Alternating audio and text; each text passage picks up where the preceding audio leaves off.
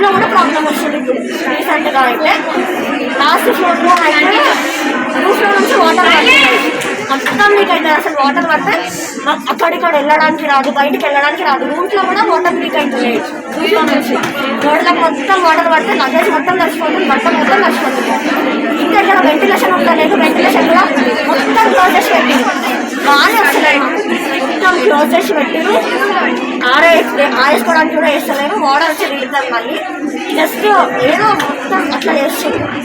Super. సంవత్సరం అన్ని problems అండి. వాటర్ రావు, ఫుడ్లో మెస్, మళ్ళీ డస్ట్బిన్స్ దగ్గర ఫుడ్ మంచిగా క్లీన్ చేయరు. 3-4 డేస్కి ఒకసారి తీస్తారు.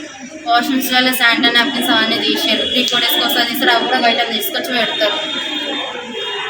ఫుడ్ విషయానికి వస్తే మొత్తం వాటర్ లాంటి రైస్ అనేది వాటర్ తీరు ఉంటాయి. కర్రీస్ అన్నీ నాన్ వెజ్ అయితే అసలుకే బాగుంటుంది. నాన్ వెజ్ ఉన్న స్పూన్ వెజ్లో పెడతారు, వెజ్లో ఉన్న స్పూన్ నాన్ వెజ్లో పెడతారు. తాగే వాటర్లో కాక్రోచెస్ వస్తాయి. మొన్నైతే ఇట్టే కొట్టిరా ఏకంగా డ్రింకింగ్ వాటర్ దగ్గర. మాకు వాటర్ అనేది కూడా 4th ఫ్లోర్కి వాటర్లో లేవు. మిడ్ నైట్స్లో మాకు వాటర్ కావాలని సార్ 3rd ఫ్లోర్ లేదా 5th ఫ్లోర్ అవి కూడా డ్రెస్ వస్తారు. వాళ్ళని బయటకి ఇట్లా వస్తే బతమాలి తెప్పించుకుంటాం. వాళ్ళు